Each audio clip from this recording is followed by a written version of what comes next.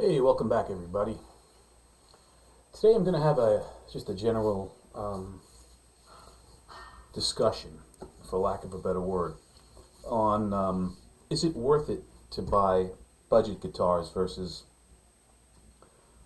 the more common or usual suspects in terms of brand identification: Fender, Epiphone, Washburn.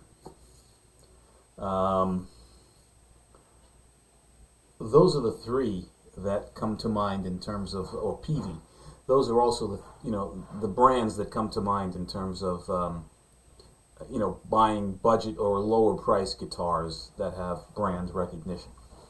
Um, there are a host of folks that have entered the market: Ivy, Grote or Grote, um, Donner comes to mind. Who else? Let's see.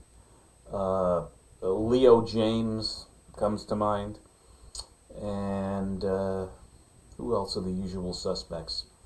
Trying to think. I think those are obviously Monoprice,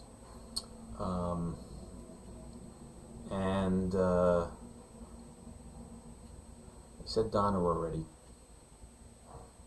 If anything else comes up, I'll mention it. But this is a totally free form discussion. So again, is it worth it to buy the more household names, as in Fender, Epiphone, PV, Washburn, etc.,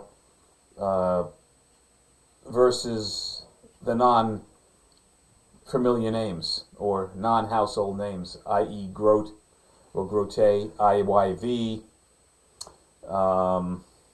Monoprice, Leo James, and the host of others that are out there. Firefly is a good one, etc. So, my opinion. Here's the deal.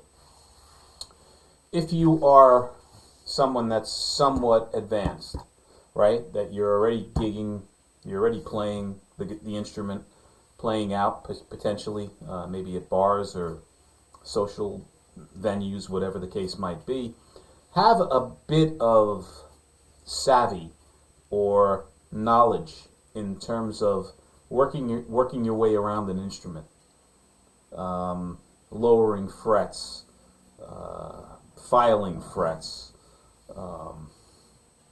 What else? Minor tweaks and adjustments.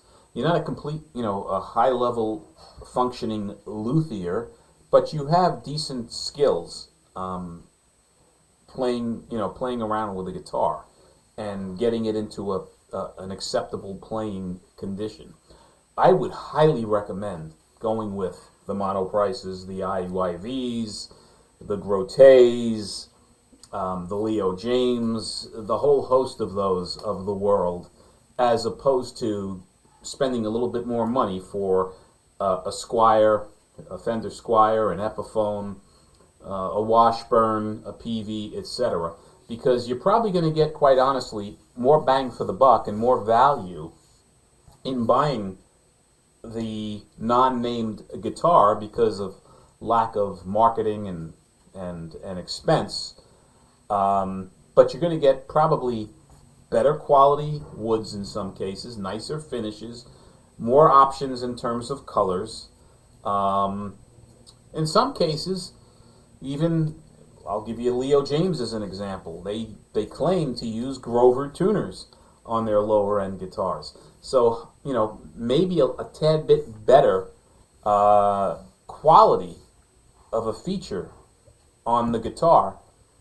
Maybe it's Alnico pickups. Maybe it's better tuners. Maybe it's, you name it, a better wood. Maybe it's rosewood as opposed to a rosewood alternative on the neck composite material. On those guitars versus a Squier or an Epiphone or a PV or a Washburn or whatever. And that's because they can do it, because they're not paying for advertising. They don't have the brand recognition. and they can afford to, they save, what they save on that end, they put into the quality of the guitar. Now, the flip side to that is, again, you need the skills, because you're going to be dealing with, in most cases, sharper fret ends, right? Maybe action that's a little bit higher than acceptable. Pickups that might need to be adjusted, the pickup height, because some of them may sound too trebly or too bassy or whatever the case might be because of the way they're set up.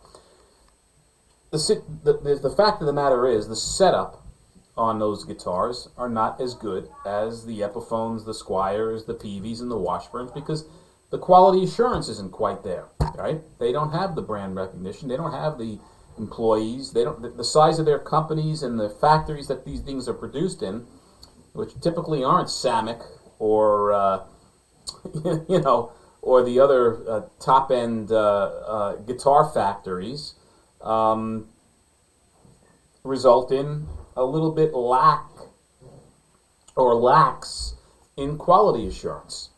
So, you know, I would say this, again, if you are a skilled person in terms of not being afraid to tweak a guitar, to take a chance and file down frets, or, you know, adjust the truss rod to your ability, to your liking, maybe even change the strings, whatever the case might be, you're going to save a ton of money by going with these other brands that I mentioned. If you're not at that point in your development as a luthier or someone that likes to tweak guitars, by all means, just avoid those brands. Avoid the IYVs, avoid the Monoprices, avoid the Grottes or Grotes, avoid the Fireflies, because, you know, it's a 50-50 chance that you're going to get something that's playable out of the box. You might very well get something that needs some work. So what you're getting in terms of maybe a better quality or some higher functioning features on a guitar, you're going to have to adjust it and fix it and play with it and tweak it in order to play it and enjoy it. And that might not be worth the trade-off. So again, my advice is for the newbies, if you are looking for a guitar that's playable out of a box without doing anything to it in terms of, again, sharp fret ends, lowering string action, changing the strings, eliminating buzzing because of potential high frets or whatever the case might be, go with a Squier, go with an Epiphone, go with a Peavey, go with a Washburn, go with something that's a name brand instrument as opposed to these others, because it'll save you a hell of a lot of aggravation. If you're in the category where you're not afraid to tinker with something and getting it into a playable condition, you're going to save money. You're going to probably get more features and functions by going with maybe an IYV, or maybe going with a Monoprice, or maybe going with a Leo James, or maybe going with a you name it. What did I miss? Firefly, right? Because you're going to be getting something that might have better quality wood, better pickups, maybe Alnico pickups as opposed to ceramic pickups, maybe, you know, a nicer finish, a spalted maple, or some sort of a you know, fancier top, capped top on the guitar, more color variation. There's a host of things, a gig bag included, some accessories included, than you will with the top-end manufacturers.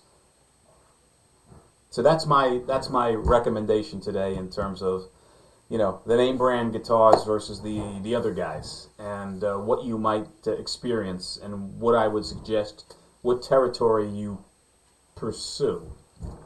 If you agree, let me know down below. If you don't, let me know down below. And any comments or questions you have, fire them away. And as always, guys, until the next time, be well and stay safe. And if you find these videos helpful and useful to you, please subscribe. Have a great day.